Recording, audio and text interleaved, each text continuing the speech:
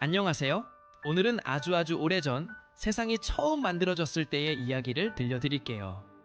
지금 여러분이 숨쉬는 이 공기, 하늘에 떠 있는 별들, 땅, 바다, 그리고 사람들까지 이 모든 건 그냥 펑! 하고 생긴 게 아니에요. 이건 바로 시작에 대한 이야기입니다. 먼저 하나님이라는 존재가 등장합니다. 하나님은 빛이 있으라 하고 외쳤고 짜잔! 어둠 속에서 빛이 생겼어요. 그 다음엔 하늘, 바다, 땅, 나무, 동물들 순서대로 하나하나 만들기 시작했죠. 그리고 마지막으로 세상의 하이라이트 사람을 만드셨어요. 먼지로 모양을 빚으시고 후 하고 숨을 불어넣자 에헴 하고 첫 번째 인간 아담이 일어났죠. 하나님은 아담이 혼자 있는 걸 보시고 친구가 필요하겠군 하시며 이불을 만들어 주셨어요. 두 사람은 아주 아름다운 에덴 동산에서 살았어요. 그곳엔 뭐든 다 있었죠. 배도 안 고프고 일도 없고 숙제도 없고 잔소리도 없고 꿈의 나라죠. 하지만 딱 하나 규칙이 있었어요. 저기 저 선악과 나무 열매는 절대로 먹지 마. 단 하나였어요. 진짜 딱 하나. 그러던 어느 날 어디선가 아주 교활하게 생긴 뱀이 슬쩍 나타납니다. 뱀은 이브에게 말했어요. 정말 그 열매 먹으면 안 되는 거 맞아?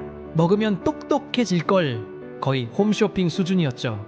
이 선악과 지금 한 입만 드시면 지혜가 뿜뿜. 아담에게도 추천하세요. 결국 이브는 뱀의 말을 듣고 열매를 먹었고 아담도 함께 먹었어요. 그러자 둘은 갑자기 우리 지금 옷 안 입었어? 하고 깜짝 놀라 나무잎으로 가리기 시작했죠. 하나님은 이 모습을 보시고 안타까워하셨어요. 두 사람은 결국 에덴 동산에서 나와야 했답니다. 이 이야기의 교훈은 무엇일까요? 우리가 무엇이든 마음대로 할 수 있다라고 생각할 때 사실은 우리 안에도 책임과 선택이 따라온다는 거예요. 그리고 때로는 작은 유혹 하나가 큰 변화를 만들 수 있다는 것도요. 하지만 중요한 건 하나님은 그 실수 속에서도 사람을 포기하지 않으셨다는 거예요. 이건 벌이 아니라 다시 시작할 수 있는 기회였죠. 그리고 이 이야기는 우리가 앞으로 계속 만나게 될 더 큰 사랑 이야기의 시작이기도 하답니다. 이상 세상에서 가장 오래된 이야기 창세기 천지창조부터 아담과 이브까지였습니다.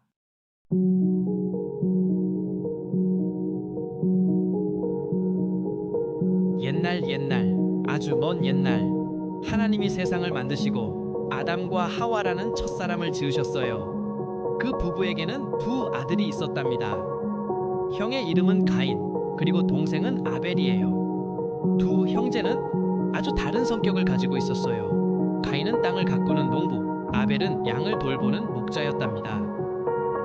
겉으로 보기엔 평범한 형제 같지만 이 이야기에는 조금 슬프고 또 깊은 생각을 하게 하는 사건이 숨어 있어요. 어느 날 두 형제는 각자 하나님께 제물을 드렸어요.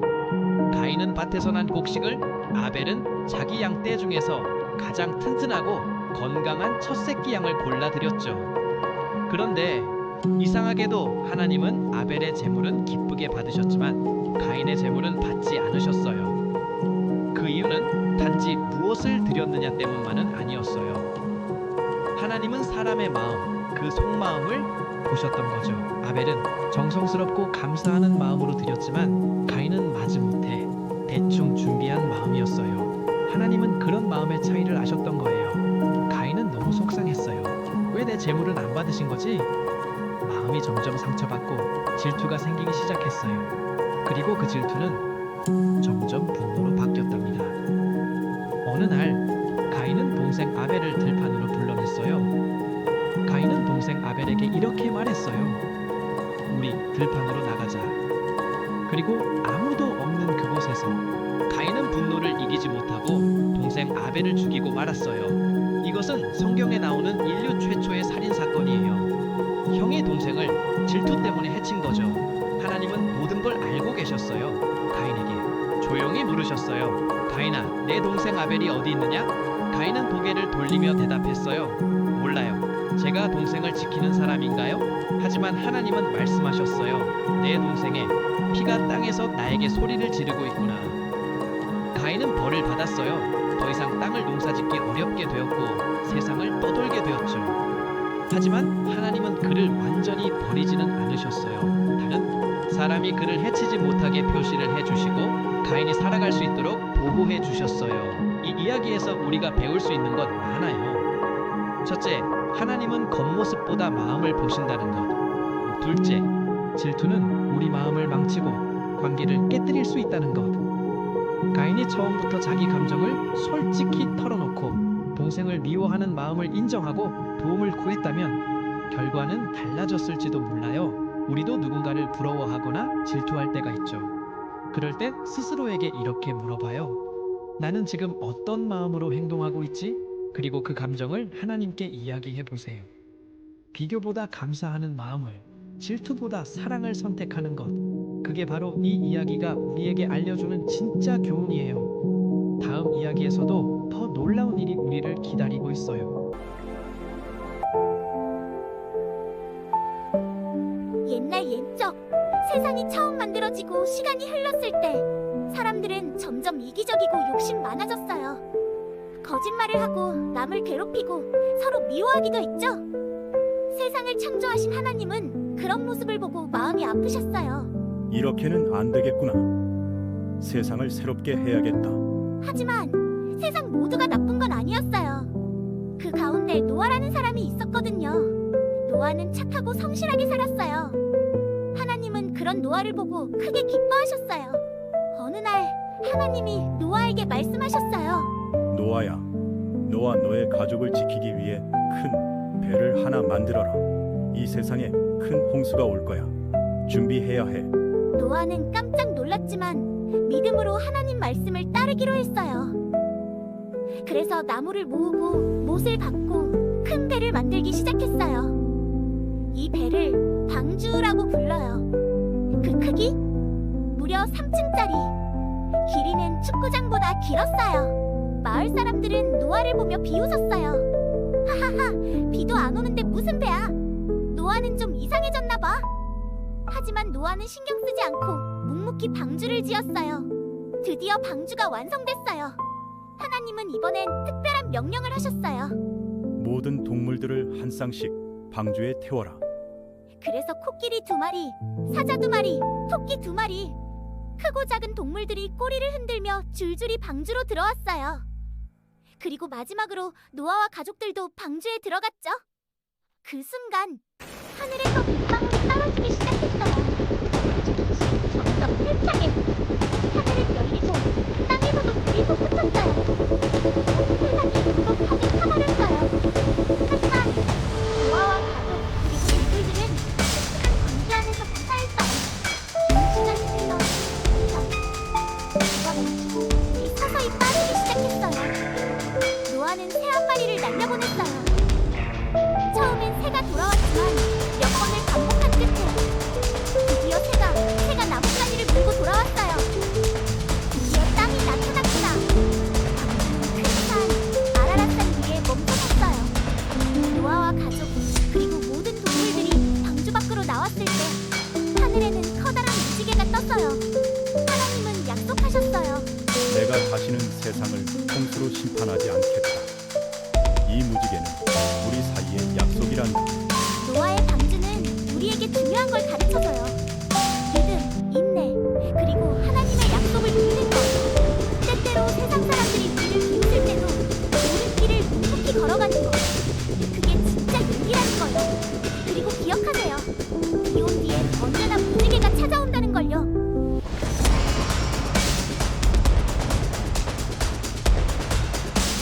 옛날 아주 먼 옛날 노아의 방주 이야기가 끝나고 사람들은 다시 땅에 흩어져 살기 시작했어요. 그런데 말이죠. 사람들이 점점 많아지고 머리를 맞대기 시작하자 한 가지 재미있는 생각을 하게 됐답니다. 우리 다 같이 모여서 멋진 도시를 만들면 어떨까? 하늘 끝까지 닿는 높은 탑도 만들자. 우와! 그럼 우리가 얼마나 대단한지 보여줄 수 있을 거야. 그래서 사람들은 모래와 흙을 굽고 벽돌을 만들어 탑을 쌓기 시작했어요. 이 탑은 점점 더 높아졌고 사람들은 자신들의 힘과 기술에 점점 더 뿌듯해졌죠.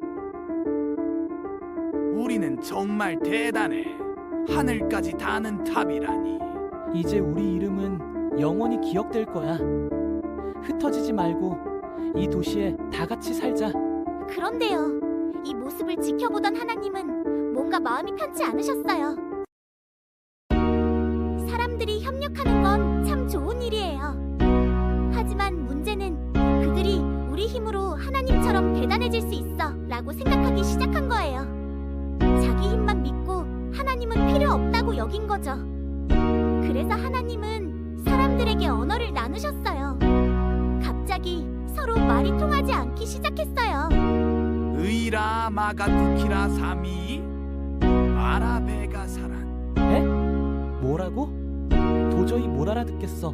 무슨 말하는 거야? 이제는 서로 의사소통이 안 되니 협력도 불가능해졌죠.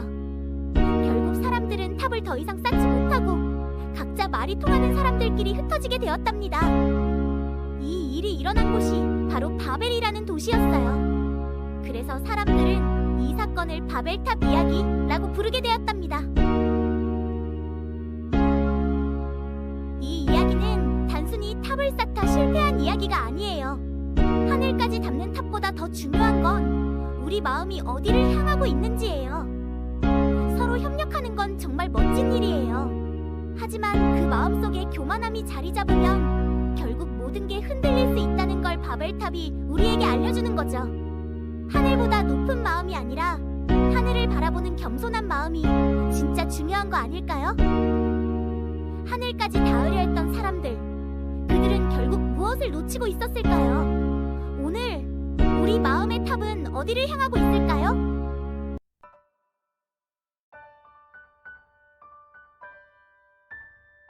옛날 아주 오래전 사람들이 아직 신을 두려워하면서도 자기 힘으로 세상을 만들 수 있다고 착각하던 시절이 있었어요. 바벨탑이 무너진 후 사람들은 사방으로 흩어졌고 그중 메소포타미아 지역에 갈대아 우르라는 도시가 있었어요. 이 도시에 아브람이라는 남자가 살고 있었죠. 그는 조용하고 성실한 사람이었고 아내 사레와 함께 단순하지만 평화로운 삶을 살아가고 있었어요. 그날도 평범한 밤이었어요. 그런데 갑자기 하늘에서 낯선 음성이 들려왔어요. 아브람아, 너는 내 고향과 친척과 아버지의 집을 떠나 내가 내게 보여줄 땅으로 가라. 내가 너를 큰 민족이 되게 하고 내 이름을 창대하게 하겠다. 너는 복이 될 것이다. 아브람은 깜짝 놀랐어요. 고향도 가족도 다 떠나라고요? 앞으로 어디로 갈지도 모른 채요? 하지만 그는 망설이지 않았어요. 아브람은 하나님의 말씀을 믿고 길을 떠나기로 결심합니다. 그렇게 아브람은 아내 사레, 조카 롯, 그리고 많은 종들과 가축들을 이끌고 미지의 땅 가나안으로 떠납니다. 당시로선 엄청난 결심이었죠. 지도도 없고 도장도 없었거든요.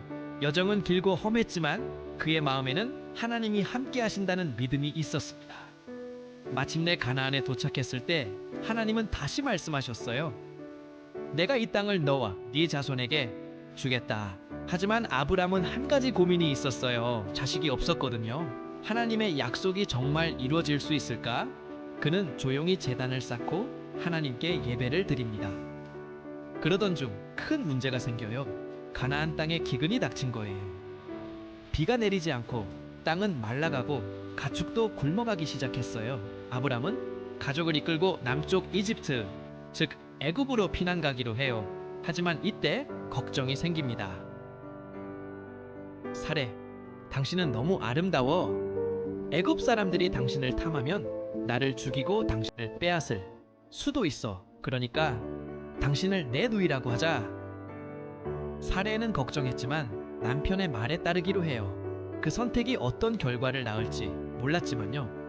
애굽에 도착하자마자 사레의 아름다움은 소문이 퍼졌고 바로 왕의 신하들이 그녀를 궁으로 데려갑니다.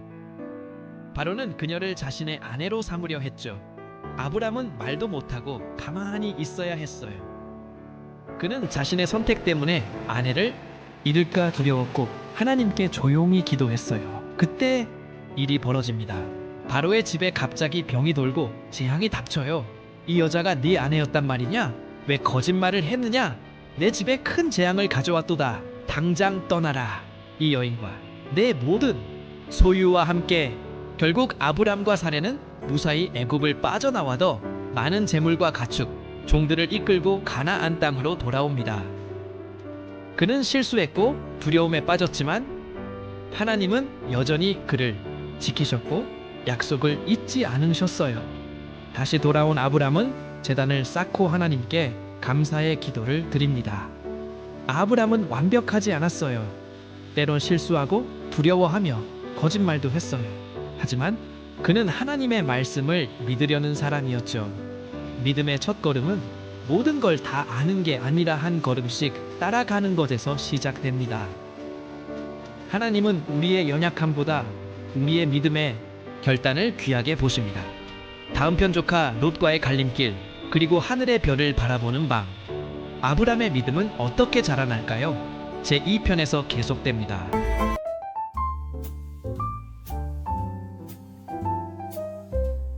아브람과 그의 가족은 다시 가나안 땅으로 돌아와 조용히 살아가기 시작했어요. 하나님께서 주신 약속을 가슴에 품고 매일매일 믿음으로 걸어가는 삶이었죠. 하지만 시간이 지나면서 새로운 고민이 생깁니다.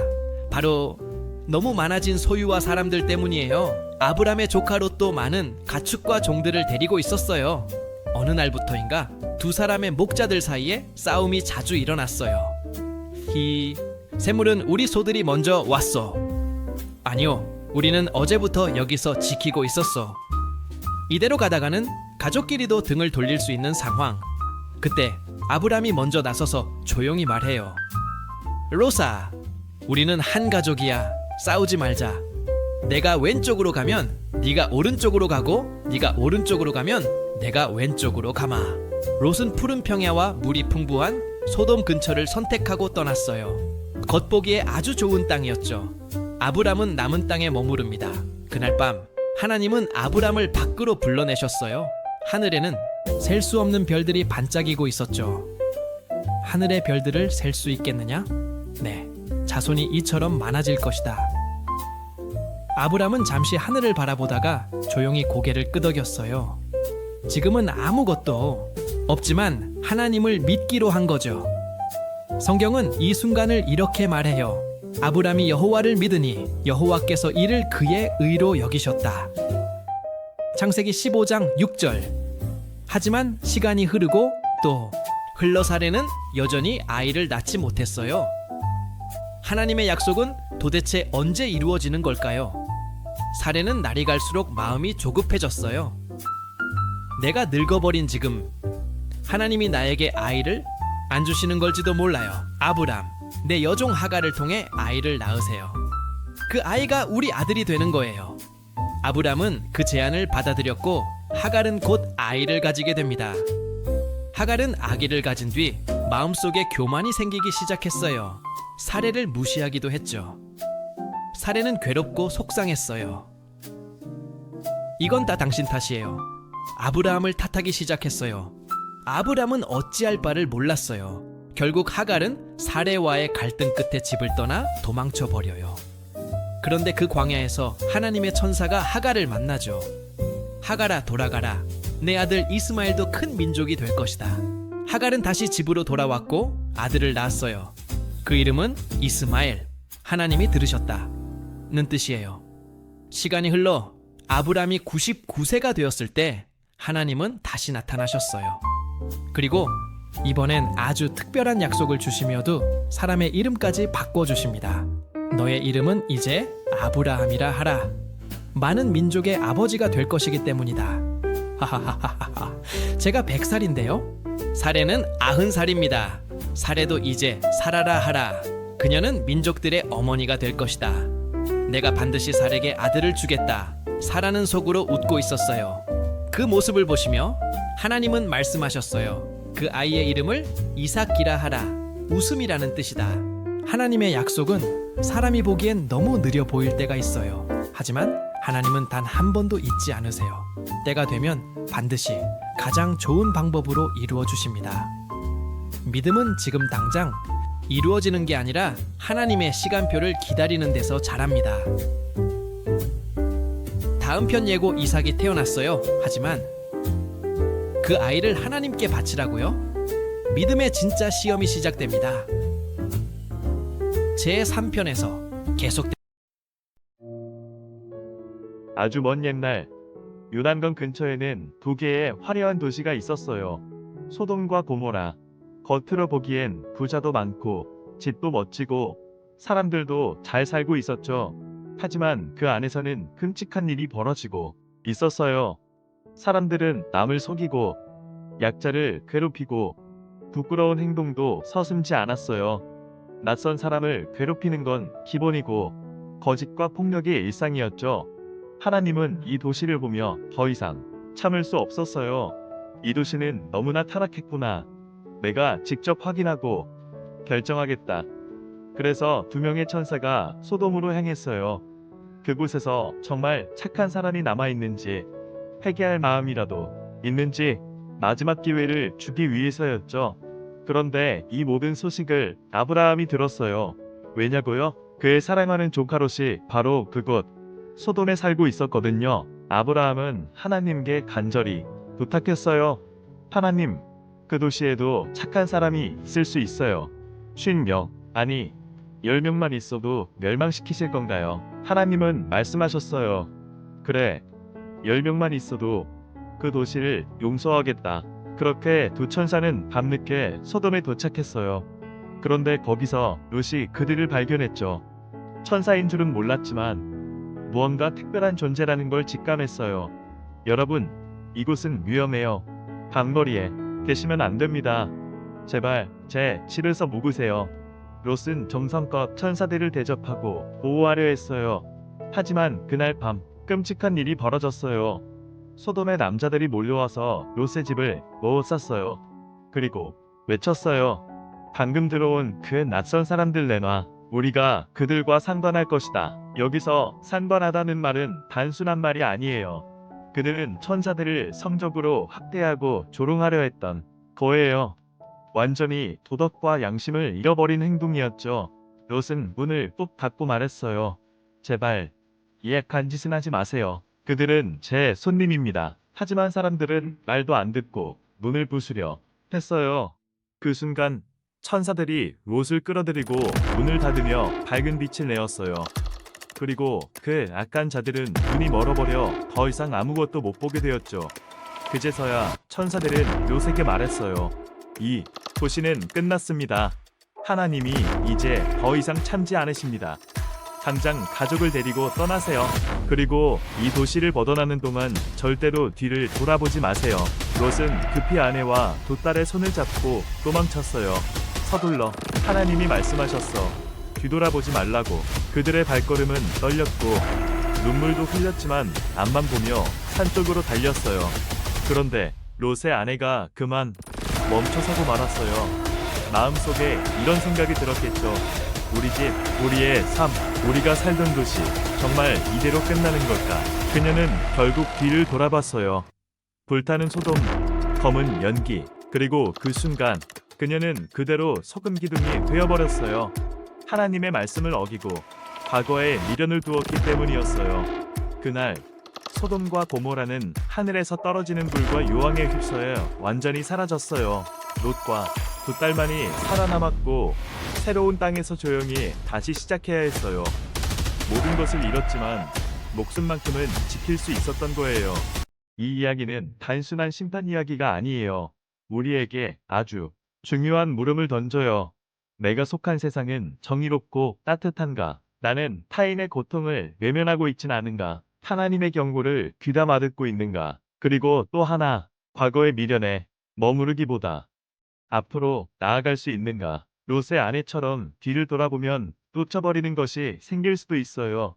지금도 우리는 매일 선택의 갈림길 앞에 서 있어요. 무너지는 도시처럼 살 것인가? 새로운 길을 향해 달릴 것인가? 여러분은 어느 쪽을 선택하실 건가요?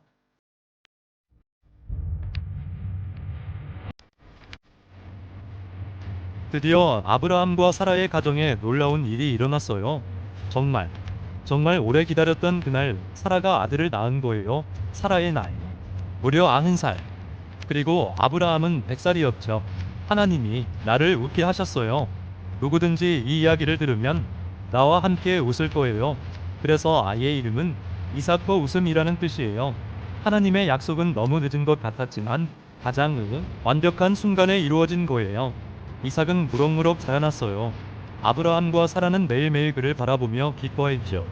하지만 한편으론 마음을 짓누르는 문제가 있었어요. 바로 이스마엘이었어요. 이삭보다 먼저 태어난 하갈의 아들이죠. 어느 날 사라는 이스마엘이 이삭을 돌리는 장면을 보고 참을 수 없었어요.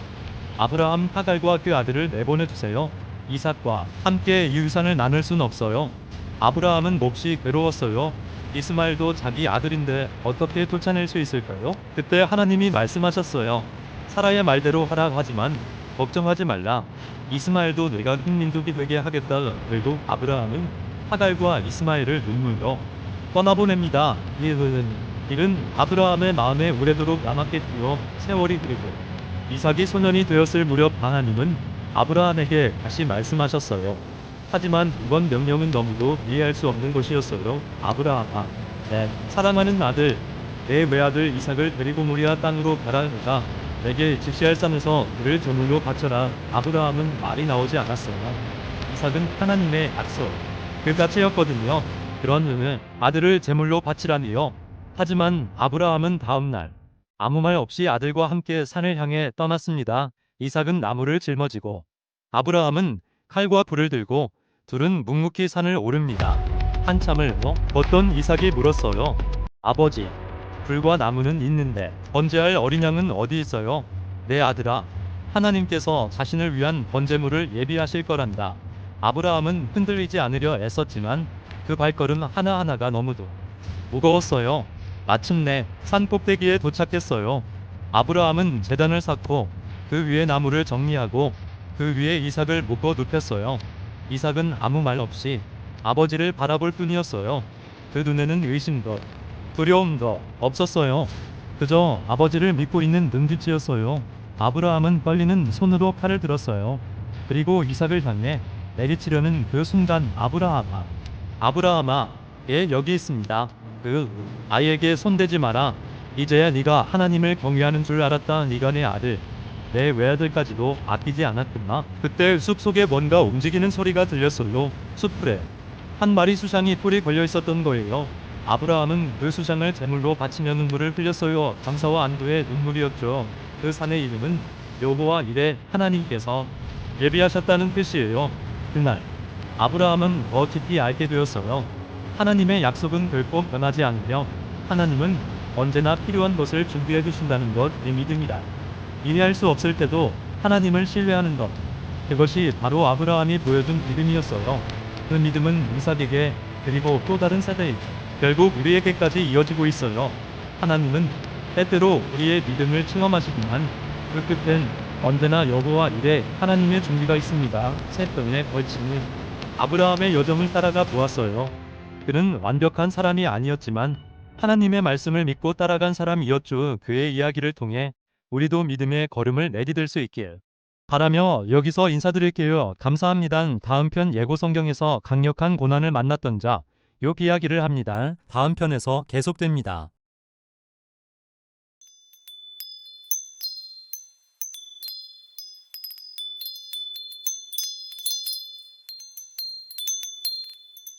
옛날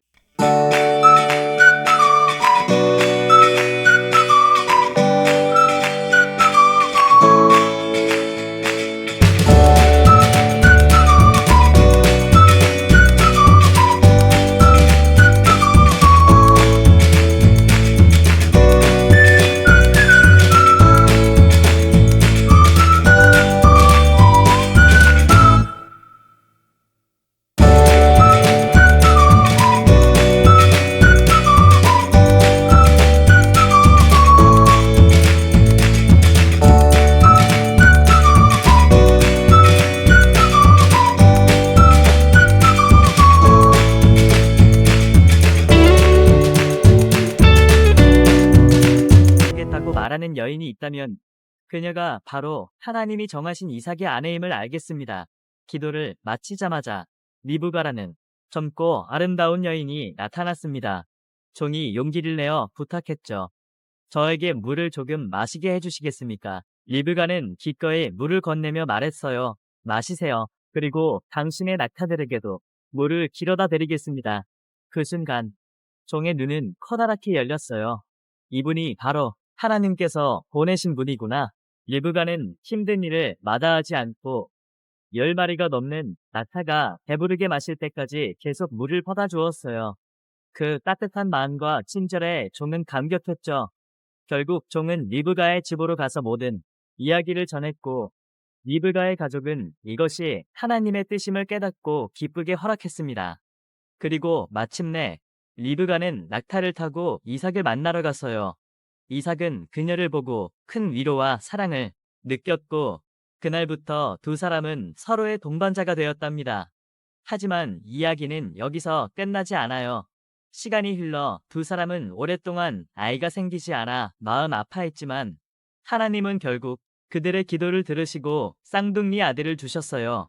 뱃속에서부터 서로 싸우던 두 아이 형 에서와 동생 야곱. 훗날 이 두 아들의 운명은 이스라엘 민족의 역사를 바꾸게 됩니다. 오늘의 이야기는 여기까지예요. 이삭과 리브가의 만남은 하나님의 인도와 기도의 응답이 얼마나 놀라운지 보여줍니다. 그리고 다음 이야기, 에서와 야곱의 탄생과 그들의 갈등, 그 흥미진진한 이야기는 다음 시간에 이어집니다.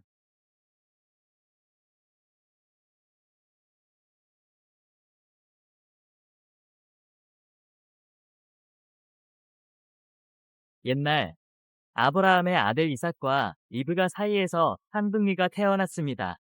형의 이름은 에서, 동생은 야곱이었죠. 형 에서는 온몸이 털이 많고 힘이 세서 사냥을 잘하는 거친 남자였어요. 반면에 야곱은 조용하고 집안일을 좋아하는 사람이었죠. 하지만 문제는 부모님의 편애였어요. 아버지 이삭은 사냥 잘하는 에서를 더 사랑했고 어머니 리브가는 조용하고 똑똑한 야곱을 더 아꼈습니다. 이 작은 차이가 결국 형제 사이를 크게 흔들어 놓게 됩니다. 어느 날 에서가 들에서 사냥을 하고 돌아왔는데 너무 배가 고팠어요. 마침 야곱이 붉은 죽을 끓이고 있었죠. 에서가 말했어요. 야곱아, 그 죽 좀 나에게 줘. 배고파서 쓰러지겠다. 야곱은 슬쩍 미소 지으며 말했죠. 좋아, 형. 근데 조건이 있어. 형의 장자의 권리, 큰아들로서 받을 권리를 나한테 팔아. 배가 고팠던 에서는 깊게 생각하지 않고 아이고, 지금 당장 굶어 죽게 생겼는데 장자권이 무슨 소용이야. 그래, 네가 가져라 하고 대답했어요. 이렇게 해서 에서는 큰아들의 권리를 너무 쉽게 포기해버렸습니다. 시간이 흘러 아버지 이삭이 나이가 많아 눈이 어두워졌을 때 에서는 사냥을 해서 아버지께 마지막 축복을 받으려 했습니다. 하지만 어머니 리브가는 몰래 야곱을 불러 이렇게 말했죠. 야곱아, 네가 대신 아버지께 가서 축복을 받아야 한다. 내가 도와줄게. 리브가는 염소 가죽을 야곱의 팔과 목에 붙여 털이 많던 에서처럼 꾸몄습니다. 그리고 맛있는 음식을 만들어 이삭에게 드리게 했죠. 눈이 어두운 아버지 이삭은 손을 만져보며 말했어요. 목소리는 야곱 같은데 손은 에서 같구나. 결국 소가 넘어간 이삭은 야곱을 축복했습니다. 이삭은 야곱에게 이렇게 기도했습니다. 하나님이 하늘의 이슬과 기름진 땅을 내게 주시고 곡식과 포도주가 풍성하게 하시길 원한다. 많은 민족들이 너를 섬기고 내 형제들도 내게 굴복할 것이다. 너를 저주하는 자는 저주를 받고 너를 축복하는 자는 축복을 받을 것이다. 이것은 흥에서가 받아야 할 큰 축복이었지만 야곱이 가로챈 것이었죠. 잠시 뒤 에서가 사냥을 마치고 돌아와 음식을 가져왔습니다. 그제서야 이삭은 속았다는 걸 깨달았죠. 에서는 울부짖으며 말했어요. 아버지, 저에게도 축복해 주십시오. 이삭은 안타깝게도 이렇게 기도할 수밖에 없었습니다. 내 아들아, 네가 살 곳은 하늘의 이슬과 기름진 땅에서 멀리 떨어질 것이다. 너는 칼을 의지하며 살게 되고 내 동생을 섬기게 될 것이다. 그러나 언젠가 내가 자유로워져 그의 멍에를 벗게 될 것이다. 에서의 마음은 분노로 가득 찼습니다. 내 동생 야곱을 절대 용서하지 않겠다. 두려워진 야곱은 결국 형을 피해 멀리 도망쳐야 했습니다. 다음 편 예고 야곱은 형의 에서를 피해 멀리 도망치게 되었어요. 낯선 땅에서 혼자 외롭고 두려운 길을 떠나게 된 것이죠. 하지만 바로 그때 야곱은 놀라운 꿈을 꾸게 됩니다. 하늘에서 땅까지 이어진 사닥다리, 그리고 그 위로 오르락내리락 하는 천사들, 거기서 야곱은 하나님을 만나게 되지요. 과연 하나님은 도망치는 야곱에게 어떤 약속을 주셨을까요? 그리고 야곱의 앞길은 어떻게 펼쳐질까요?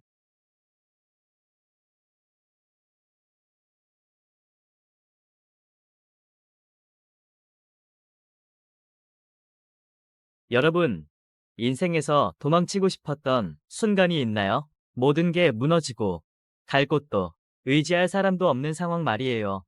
오늘 우리가 만날 사람, 야곱은 바로 그런 처지였습니다. 형을 속이고 집을 떠나 홀로 먼 길을 가야 했던 청년이었죠. 그런데 그 도망자의 길에서 인생을 완전히 바꿔놓는 놀라운 사건이 일어납니다. 야곱은 형의 설을 속여 아버지의 축복을 빼앗은 뒤 형의 분노를 피해 도망치고 있었습니다. 낯선 길, 끝없는 사막 같은 땅, 그에게는 두려움과 외로움뿐이었지요. 어느 날 밤, 지친 야곱은 돌 하나를 베개 삼아 누웠습니다. 그런데 그때 놀라운 꿈을 꾸게 됩니다. 하늘과 땅을 잇는 거대한 사닥다리가 세워지고 하나님의 천사들이 그 위로 오르락내리락 하는 모습이 펼쳐졌습니다.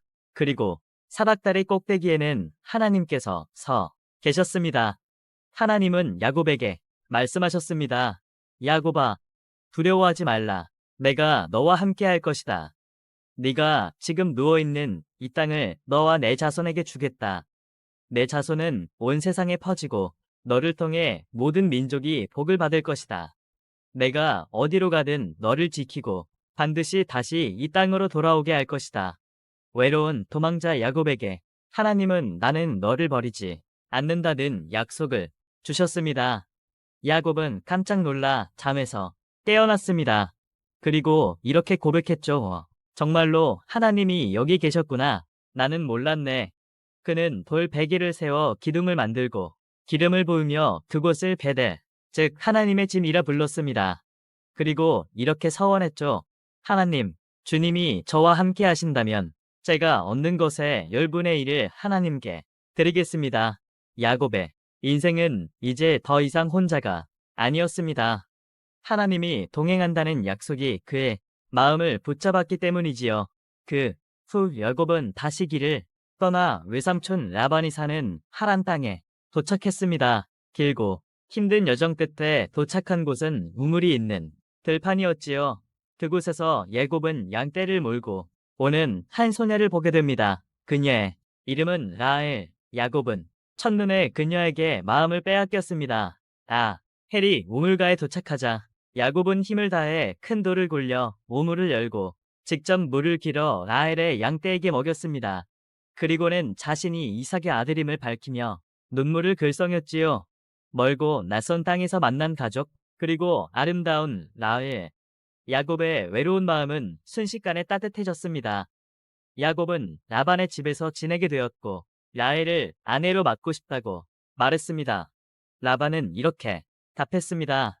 라헬을 원한다면 7년 동안 나를 섬기거라. 야곱은 주저하지 않았습니다. 라헬을 향한 사랑 때문에 그는 묵묵히 7년 동안 일했습니다. 그리고 그 시간은 마치 하루같이 느껴졌다고 성경은 기록합니다. 드디어 결혼의 날이 다가왔습니다. 야곱은 설레는 마음으로 라헬과의 첫날 밤을 맞이했지요. 하지만 이게 웬일입니까? 다음 날 아침 눈을 떠보니 라헬이 아니라 언니 레아가 아닌가요? 야곱은 충격과 분노에 휩싸였습니다. 외삼촌, 어찌하여 저를 속이셨습니까? 저는 라헬을 위해 7년을 섬기지 않았습니까? 그러자 라반은 태연하게 대답했습니다. 우리 고향에서는 언니보다 동생을 먼저 시집 보내지 않는다네. 내가 라헬을 원한다면 다시 7년을 더 일해야 하네. 야곱은 속임을 당했지만 라헬을 너무나 사랑했기에 결국 다시 7년을 더 일하기로 합니다. 이렇게 야곱은 레아와 라헬 두 자매를 아내로 맡게 되었습니다. 여기까지가 야곱의 사닥다리 꿈에서 시작해 라헬과 결혼하기까지의 이야기입니다. 야곱은 도망자였지만 하나님은 그를 떠나지 않으셨습니다. 외로운 길 위에서 꿈을 통해 내가 너와 함께 하겠다는 약속을 주셨고 라헬을 만남으로써 새로운 미래에 희망을 열어 주셨지요. 물론 야곱은 라반에게 속임을 당하며 아픔도 겪었습니다. 하지만 그 과정을 통해 그는 인내와 기다림을 배우게 되었고 하나님은 그의 가정을 통해 12아들을 주셔서 큰 민족을 이루게 하셨습니다. 이 이야기는 우리에게 이렇게 말합니다. 때로는 실패하고 도망치는 길 위에 서 있을지라도 하나님은 우리를 버리지 않으신다. 그리고 사랑은 기다림을 통해 더욱 깊어진다. 야곱의 이야기는 여기서 끝나지 않습니다. 다음 이야기, 야곱의 12명의 아들 기대해 주세요.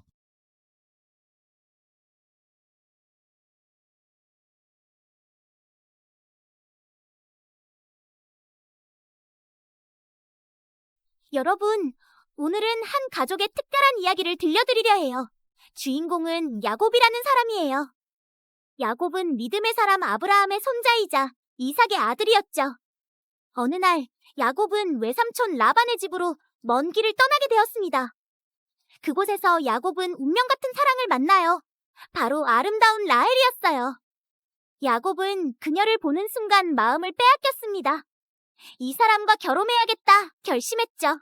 야곱은 라헬과 결혼하기 위해 무려 7년 동안 외삼촌 집에서 열심히 일했어요. 그런데 결혼식 날 큰 사건이 일어납니다. 신부의 얼굴을 가린 풍습을 이용해 라반이 라헬 대신 언니 레아를 야곱에게 준 거예요. 아침에 눈을 뜬 야곱은 깜짝 놀랐습니다. 이게 무슨 일이지? 내가 사랑한 라헬이 아니잖아. 라반은 태연하게 말했죠. 우리 고향 풍습은 언니보다 동생을 먼저 시집 보낼 수 없단다. 하지만 네가 또 7년을 일한다면 라헬도 아내로 주마. 결국 야곱은 두 자매와 결혼하게 되었어요. 하지만 야곱의 마음은 언제나 라헬에게 더 기울어 있었죠.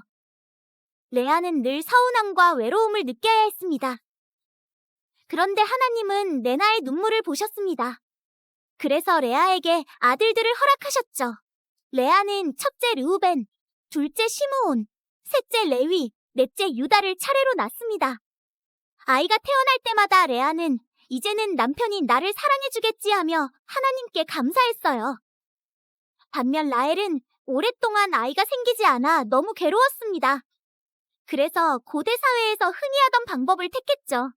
당시에는 아내가 아이를 못 낳을 경우 자신의 여종을 남편에게 주어 여종이 낳은 아이를 자기 자식처럼 삼는 풍습이 있었어요. 요즘으로 치면 대리출산 같은 개념이었죠.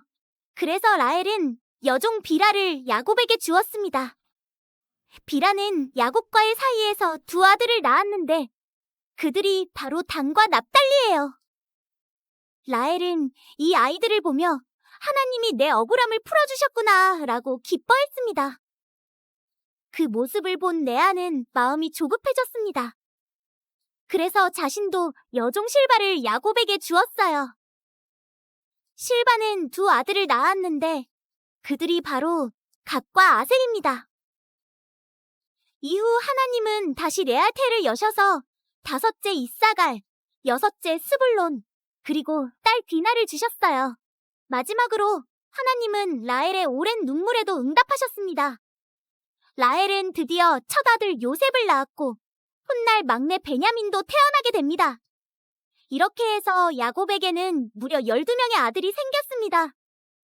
레아의 아들들 르우벤, 시므온, 레위, 유다, 이사갈, 스불론, 라헬의 아들들 요셉, 베냐민, 비라, 라헬의 여종의 아들들 단, 납달리 실바, 레아의 여종의 아들들 갓, 아셀, 이 12명은 훗날 이스라엘 12지파의 조상이 되죠. 이야기만 들어도 한 집안의 사정이 얼마나 복잡했는지 느껴지시죠? 사랑과 질투, 경쟁과 눈물. 하지만 놀라운 건 하나님은 그런 복잡한 관계 속에서도 큰 계획을 이루셨다는 거예요. 레아는 사랑받지 못한다는 아픔 속에서도 하나님을 붙들었고, 라헬은 긴 기다림 끝에 응답을 받았습니다. 그리고 여종들을 통해 태어난 아이들까지도 하나님의 큰 그림 속에서 중요한 역할을 하게 되었어요. 이 이야기는 우리에게 이렇게 말해줍니다. 삶이 불공평해 보여도, 관계 속에 갈등이 많아도, 우리의 선택과 실수조차도 하나님은 사용하셔서 놀라운 일을 만드신다는 거예요.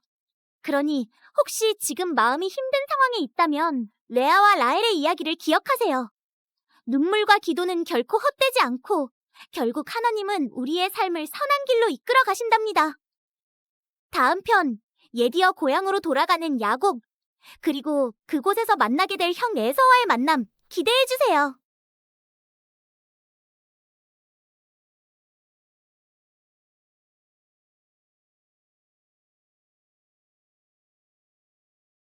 오랜 세월이 흘렀습니다. 야곱은 이제 아내들과 자녀들, 그리고 수많은 가축을 거느린 부자가 되었죠. 하지만 그의 마음속엔 늘 지워지지 않는 그림자가 하나 있었습니다. 바로 형 에서였어요. 젊은 시절 야곱은 형 에서를 속여 아버지의 축복을 빼앗았어요. 그 일로 형은 분노했고 야곱은 목숨을 구하려 고향을 떠나야 했죠. 세월이 지나 하나님께서 야곱에게 말씀하셨습니다. 야곱아, 이제 네 고향으로 돌아가라. 내가 너와 함께하겠다. 그 한마디에 야곱의 마음이 덜컥했습니다. 고향으로 돌아가라니, 그럼 형 에서를 다시 만나야 하는 건가? 그의 가슴은 두려움과 기대가 뒤섞였어요. 야곱은 에서를 만나기 전에 사자들을 먼저 보냈습니다. 형님께 이렇게 전해라. 저는 형님의 은혜를 입고자 다시 돌아갑니다. 그런데 사자들이 돌아와 말했죠. 형님 에서께서 400명의 사람을 데리고 당신을 만나러 오십니다. 야곱의 얼굴이 하얗게 질렸어요. 400명이라고? 형님이 아직 나를 미워하시나? 그는 즉시 가족들과 가축을 두 그룹으로 나누었어요. 혹시라도 형이 공격하면 한쪽이라도 살아남게 하려는 것이었죠. 그는 즉시 가족들과 가축을 두 그룹으로 나누었어요. 혹시라도 형이 공격하면 한쪽이라도 살아남게 하려는 것이었죠. 그날 밤 야곱은 홀로 강가에 남았습니다. 두려움 속에서 그는 간절히 기도했어요. 하나님, 제 형 에서의 손에서 저를 지켜주십시오. 저는 너무나 두렵습니다. 그런데 그 밤 신비한 일이 일어났어요. 한 사람이 나타나 야곱과 씨름을 하기 시작한 겁니다. 밤새도록 둘은 싸웠어요. 마침내 새벽이 밝아올 때 그 사람은 야곱의 허벅지 관절을 쳐서 다치게 했죠. 야곱이 말했습니다. 당신이 내게 축복하지 않으면 보내지 않겠습니다. 그때 그 사람은 말했어요. 네 이름은 이제 야곱이 아니라 이스라엘이다. 너는 하나님과 사람과 겨루어 이겼다. 야곱은 그때 깨달았어요. 그 싸움은 단순한 몸싸움이 아니라 하나님과의 씨름, 즉 자신의 두려움과 죄책감과의 싸움이었다는 건요. 다음 날 야곱은 절뚝이며 걸었습니다. 멀리서 형 에서와 400명의 사람들이 다가오는 게 보였죠. 야곱은 땅에 엎드려 7번이나 절을 했어요. 형님, 그동안 정말 죄송했습니다. 그런데 놀라운 일이 일어났습니다.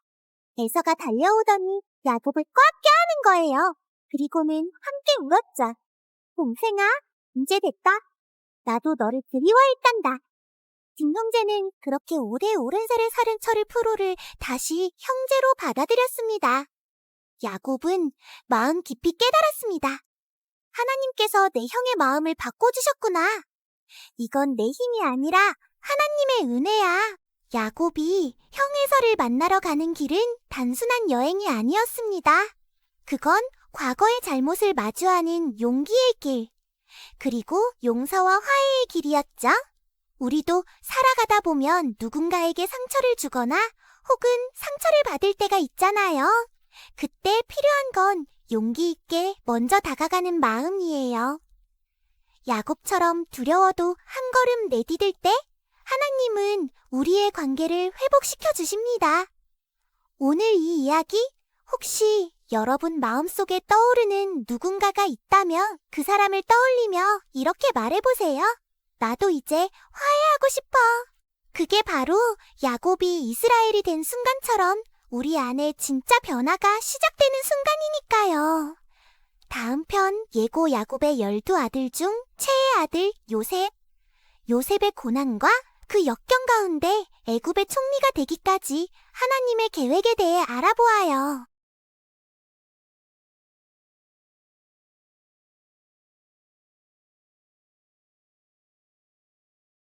옛날 가나안 땅에 야곱이라는 남자가 살고 있었어요. 그에게는 무려 12명의 아들이 있었죠. 형제가 많다 보니 집은 언제나 시끌벅적했어요. 장난도 많고 다툼도 많고 매일매일이 소동이었답니다. 그 중에서 야곱이 가장 사랑한 아들이 있었어요. 바로 요셉이에요. 요셉은 라헬이라는 아내에게서 얻은 아들이었고 그의 얼굴을 볼 때마다 야곱은 참 행복했어요.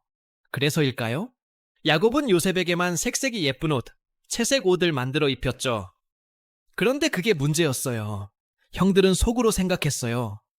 왜 요셉만 특별 대우야? 아버지는 우리보다 요셉만 좋아해. 그 질투는 점점 쌓여만 갔어요. 그런데 요셉이 더 기름을 부었죠. 어느 날 요셉이 형들에게 신나게 말했어요. 형들, 어젯밤 꿈을 꿨는데 말이야. 우리가 들판에서 곡식단을 묶고 있었거든. 그런데 내 단이 일어서더니 형들 단들이 다 내 단에 절하는 거야. 뭐라고? 네가 우리 왕이라도 된다는 거야? 형들은 얼굴이 시뻘개졌어요. 그리고 며칠 뒤 또다시 요셉이 말했죠. 이번엔 해와 달, 별 11개가 나한테 절하는 꿈을 꿨어요. 이젠 아버지 야곱까지 나서서 말했어요. 요셉아, 그건 좀 지나치다. 해와 달이라니, 그게 나랑 네 어머니란 말이냐? 하지만 아버지도 마음속 깊이 이게 무슨 뜻일까 하고 생각했죠. 그 꿈엔 어쩐지 신비한 느낌이 있었거든요. 어느 날 형들이 양을 치러 멀리 나갔어요. 야곱은 요셉에게 말했죠. 요셉아, 형들이 잘 지내는지 보고 와라. 요셉은 아버지가 시킨 대로 먼 길을 떠났어요. 햇빛이 뜨겁게 내리쬐고 땀이 주르르 흐를 때쯤 멀리서 형들이 요셉을 봤어요. 저기 온다, 저 꿈쟁이 요셉이. 이참에 저 녀석을 없애버릴까? 형들의 눈빛이 무서워졌어요. 그들은 진심으로 요셉이 미웠던 거예요. 하지만 맏형 르우벤이 말렸어요. 그건 안 돼! 사람을 죽이면 안 되지. 그냥 저 구덩이에 던져버리자. 요셉은 아무것도 모른 채 형들에게 다가갔고 순식간에 그 예쁜 옷이 벗겨지고 깊은 구덩이 속으로 툭 떨어졌어요. 요셉은 깜깜한 구덩이 속에서 울부짖었죠. 형들, 왜 울으세요? 저 잘못한 건 없어요. 하지만 형들은 아무 말도 하지 않았어요. 그때 저 멀리 이스마엘 사람들, 낙타를 끌고 지나가는 상인들이 보였어요. 요셉을 팔자. 어차피 죽이는 것보다 낫잖아. 그럼 우리 손에 피도 묻지 않고 돈도 생기지. 형들은 서로 눈빛을 주고받았고 요셉은 결국 은 수십 개에 팔려 이집트로 끌려갔어요. 형들은 요셉의 옷을 염소, 피의 적셔아버지 야곱에게 가져갔어요. 아버지, 요셉이 짐승에게 잡아먹힌 것 같아요. 야곱은 그 옷을 붙잡고 펑펑 울었어요. 내 아들 요셉아, 내 사랑하는 아들아. 하지만 아무도 몰랐어요. 요셉은 아직 살아있었고 하나님은 이미 그를 통해 큰 일을 준비하고 계셨다는 것을요. 요셉의 이야기는 지금 막 시작된 거예요. 그가 어떤 시련을 겪고 어떻게 하나님의 계획을 이루게 될지는 다음 이야기에서 밝혀지겠죠. 때로는 억울하고 이해되지 않는 일들이 생기지만 그 속에도 하나님의 뜻이 숨어 있답니다. 요셉처럼요.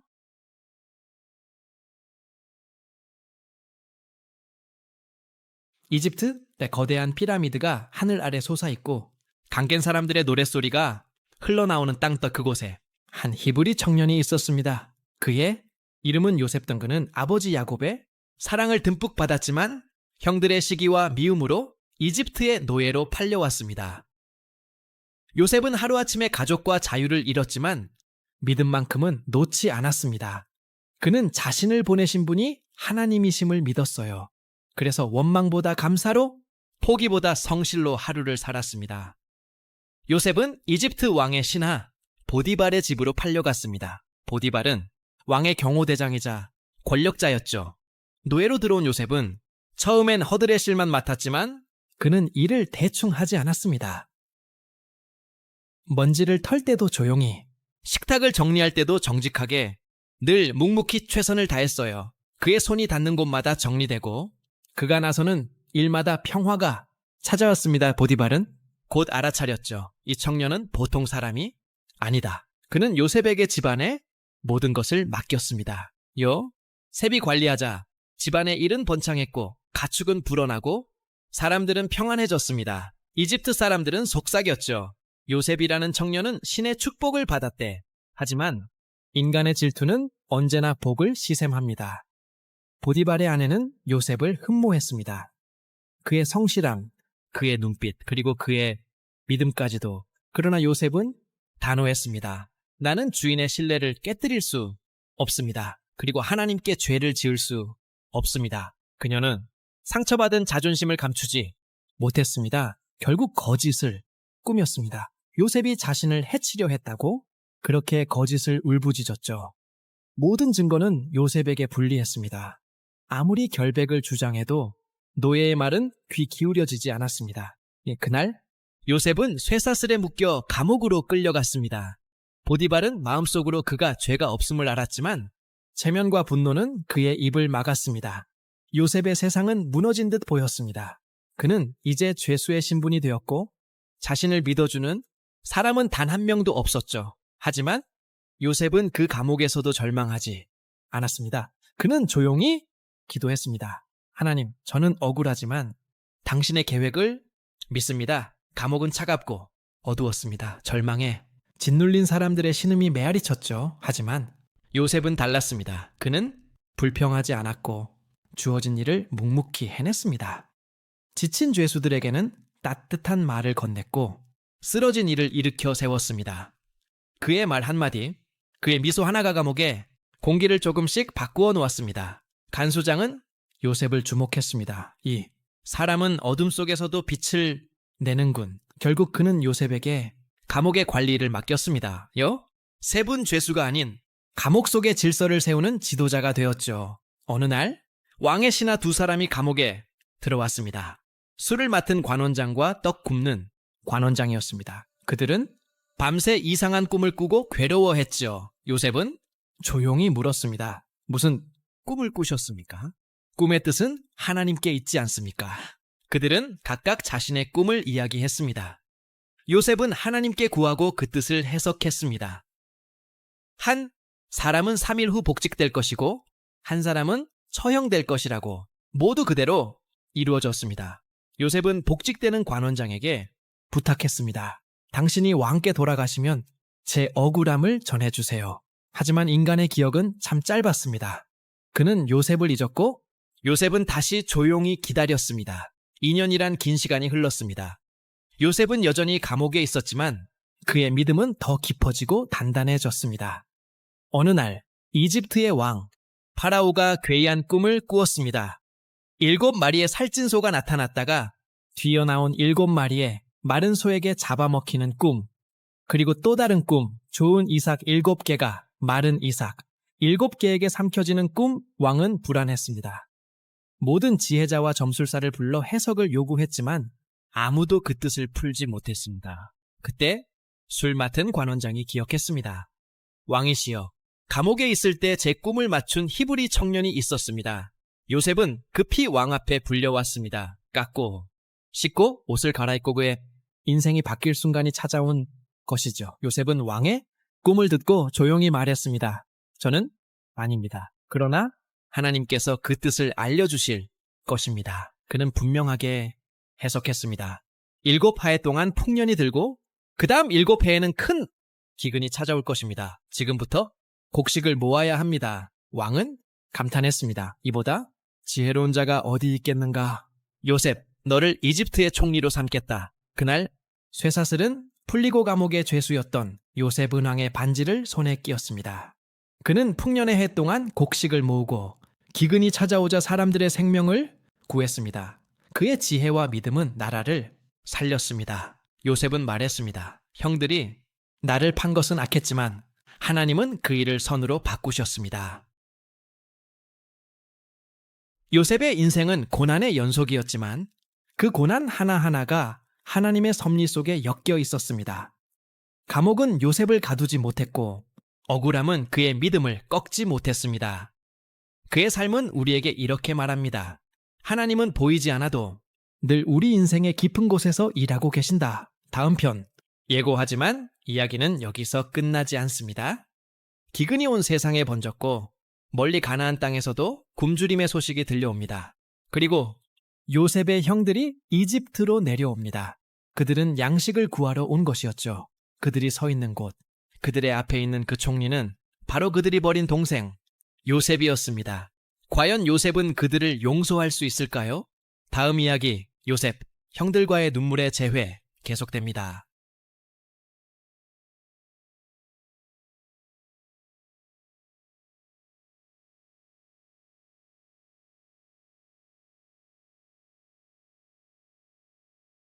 기근이 온 땅을 덮은 지 여러 해가 흘렀습니다. 비는 오지 않고 밭은 갈라지고 곡식 창고마다 곡식이 바닥나던 시절이었죠. 그런데 애굽만은 달랐습니다. 한 남자가 미리 준비한 덕분이었죠. 그의 이름은 요셉. 그는 감옥의 죄수에서 하루아침에 애굽의 총리가 되었고 하나님의 지혜로 7년 풍년 동안 곡식을 저장해 두었습니다. 사람들은 그를 생명을 구한 사람이라 불렀습니다. 하지만 요셉의 마음 한켠엔 늘 남아있는 그림자가 있었죠. 바로 자신을 노예로 팔았던 형제들. 그 기억은 오래됐지만 완전히 사라지진 않았습니다. 기근이 가나안까지 번지자 요셉의 형제들이 먹을 것을 구하러 애굽으로 찾아왔습니다. 그들이 요셉 앞에 무릎 꿇고 절했을 때 요셉은 단번에 그들을 알아봤습니다. 하지만 형제들은 그가 요셉인 줄 꿈에도 몰랐습니다. 요셉은 속으로 숨을 고르며 생각했습니다. 그들이 정말 변했을까? 그래서 그는 곧바로 자신을 밝히지 않았습니다. 그들의 진심을 시험하기로 했죠. 요셉은 먼저 왜 이곳 애굽으로 오게 되었는지 그리고 가족 관계가 어떠한지 물어보았습니다. 가족 관계에 대해 물었을 때 의심적인 부분이 있다고 말하면서 막내를 데려오라 했습니다. 요셉의 눈빛은 단단했고 형제들은 어쩔 수 없이 돌아갔습니다. 그리고 결국 막내 베냐민을 데려왔죠. 요셉은 그 모습을 보며 마음이 크게 흔들렸습니다. 하지만 그는 아직 용서를 말할 준비가 되지 않았습니다. 요셉은 한 번 더 시험했습니다. 그들이 가나안으로 돌아가는 길에 은잔을 베냐민의 자루 속에 넣게 한 것입니다. 그리고 경비들이 외쳤죠. 왕의 은잔이 사라졌다. 누구의 자루에 있는가? 결국 은잔은 막내 베냐민의 자루에서 발견되었습니다. 형제들의 얼굴이 하얗게 질렸습니다. 과거의 기억이 되살아났죠. 그때처럼 또 한 명을 버리고 살아남을 것인가 아니면 함께 책임질 것인가. 그때 유다가 나섰습니다. 제발 베냐민 대신 저를 잡아가십시오. 우리 아버지는 아들을 잃으면 견디지 못하실 겁니다. 그 한마디는 모든 것을 뒤집었습니다. 과거엔 동생을 팔았던 형들이었지만 이제는 동생을 지키려 자기 목숨을 내놓는 형들이 되었던 겁니다. 그제야 요셉은 눈물을 터뜨렸습니다. 억눌렀던 감정이 한꺼번에 쏟아졌죠. 형님들, 저예요. 요셉입니다. 형제들은 얼어붙었습니다. 그리고 죄책감과 두려움이 한꺼번에 밀려왔죠. 그러나 요셉은 말했습니다. 두려워 마세요. 하나님이 저를 먼저 보내신 건 생명을 구하려 하신 뜻이었어요. 그제야 형제들의 마음속에 묵은 돌이 천천히 녹아내렸습니다. 요셉은 곧 아버지 야곱을 애굽으로 모셔오게 했습니다. 야곱이 오랜 세월 그리던 아들을 다시 만났을 때 그의 얼굴엔 주름이 깊었지만 눈빛은 여전히 따뜻했습니다. 내 아들 요셉아, 내가 아직 살아있다니 이제 죽어도 여한이 없구나. 그날 애굽의 궁은 눈물로 가득 찼습니다. 잃었던 가족이 다시 하나가 되었고 야곱의 자손들은 고센 땅에서 정착하게 되었죠. 요셉은 그들을 위해 땅을 준비하고 먹을 것을 나누며 가족을 돌봤습니다. 세월이 흘러 야곱이 세상을 떠났을 때 형제들은 다시 두려워졌습니다. 이제 아버지가 안 계시니 요셉이 복수하지 않을까. 그러나 요셉은 조용히 말했습니다. 형님들, 두려워하지 마세요. 당신들은 나를 해하려 했지만 하나님은 그것을 선으로 바꾸셔서 오늘의 생명을 이루셨습니다. 그 말엔 복수의 그림자 대신 평안이 있었습니다. 요셉은 죽음보다 강한 믿음을 남겼습니다. 하나님은 반드시 우리를 돌보시고 이 땅에서 나가게 하실 겁니다. 그의 눈엔 먼 훗날의 약속이 비치고 있었습니다. 다음 편 예고 요셉의 가족은 애굽 땅에서 번성했습니다. 하지만 시간이 지나면서 그들의 자유는 조금씩 사라지게 됩니다. 새로운 왕이 일어나 요셉을 알지 못했고 이스라엘 민족은 노예가 되어버렸습니다. 그리고 그때 하나님은 또 한 사람을 부르십니다. 광야에서 자란 한 남자, 모세. 이제 때가 되었다.